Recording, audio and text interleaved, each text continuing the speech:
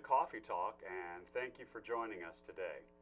On this show, we will be chatting about the latest CU band buzz, our guest best experiences during band, and anything in between.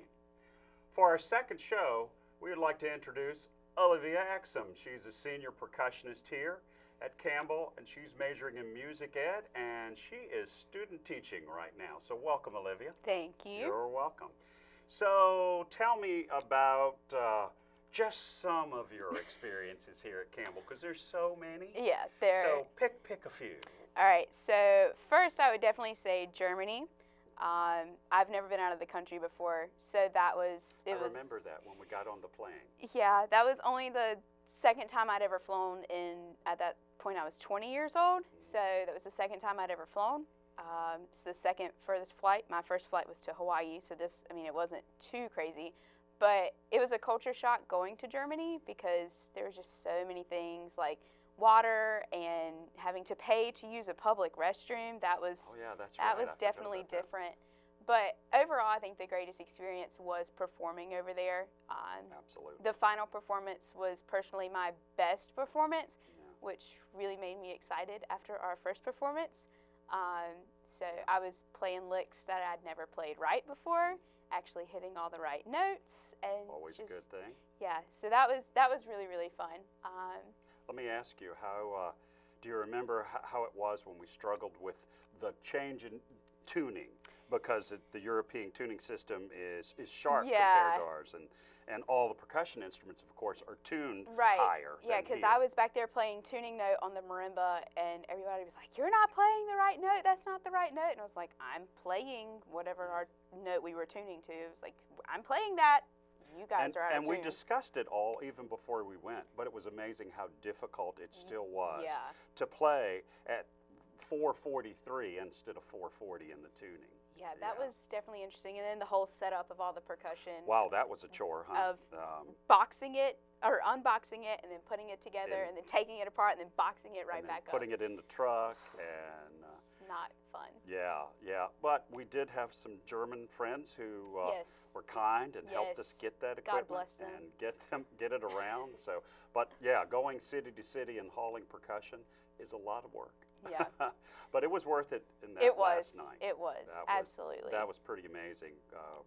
We were talking previously in the last episode about that, and it was just, the audience was so into what we were doing. Oh, yes. And so, and it was fun to play and let them respond, and then they didn't want us to stop, and nope. that was fun. A very long night. I remember not going to bed until almost 3 o'clock in the morning. And it didn't help that it was the longest day of the year. And then we had to get up at 6 o'clock in the morning so we could go to the airport. But one of my favorite days was we were on the Rhine River, and of course the river ride was fun, but one where we were in a little town, and I sat in a pastry shop right at the Rhine River, and of course I had coffee. And a German pastry, and you guys were out and seeing the little town, and it was peaceful and time to collect your thoughts. And I'm like, wow, we're in Germany. We were invited to come play here, the Wind Symphony to come play here at the Middle Rhine Music Festival. Yep. So pretty amazing stuff. So tell me a little bit about, as a music ed major, kind of your experiences in music ed, in the music ed program, in the band program, things you've learned from that you might say are relevant, that life lessons. I think the overall life lesson is to trust the process. Process is your favorite word with me because I don't like process. But over the past year, I've learned that you have to trust the process, because I would not be where I am right now, student teaching, making an impact on these kids' lives, without trusting you, trusting what you do for us, what you do for the program, trusting those around me who, speak into my life. So just trusting the process is really the biggest thing, because I came in and was very, shy, and that's a shock. Yeah, it's a shock, right? I was shy, and I was not confident in myself, and I was not confident in my playing abilities. But here we are now. I'm finishing up, getting ready to conduct again. Just did my senior recital in October, and it was just like amazing to see the process finish. Yeah. And to here see we it are. from beginning to end. Yeah, here we are, a little over 100 days to graduation. You're there, yeah. which has got to feel amazing. It's scary. But it also got to feel amazing that you have a couple of schools already asking you to send resumes, and a little scary because it's like, now I have to go do the job. Yeah. I finished one application last week, so that was interesting. In the lessons that you learned, how is it to be a student conductor on the podium?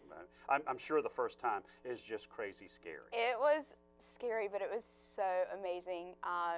You know, I conducted Black Panther for my first time, and it's my favorite superhero movie all time. And it was just amazing to work with the wind ensemble and put my rehearsal skills to the test. I struggled at first, but with your help, I was able to finally get it going and put my conducting skills to the test, and it's made me want to conduct even more. I love it so much. You get the bug after the experience. Yes, I love it. So what would you say are some of your best memories? Clearly you talked about Germany, that being one of them. What other things are some of your best memories? I know for me, I'll always remember that we've drank a lot of coffee together. Yes, we have so much. Way too much than you should, but hey, you know, it's coffee. I think playing in the basketball band has been a huge one. It's kind of, you know, built my identity here on campus. I'm known as drummer girl. Well, that's what upper administration here call you, the drummer girl. Exactly. So that's kind of, you know, made me known around campus. Again, student conducting, being a part of the first marching band, having never marched before in my life, that was kind of a huge deal. And just, you know, overall making really close friends and basically family members here. You know, some of my best friends, people who will probably be in my wedding whenever that day comes, are from here. Exactly. So. We always talk about how coming to Campbell and being a part of the band program is a family thing. It is the people you meet in your major, not in your major, and there are, you know, people in the band, as you know, from every major. Yes. And graduate students, and you know, so and alumni come back and play in some of the groups. That connection to those people lasts forever, that lifetime. So that's amazing. Yeah.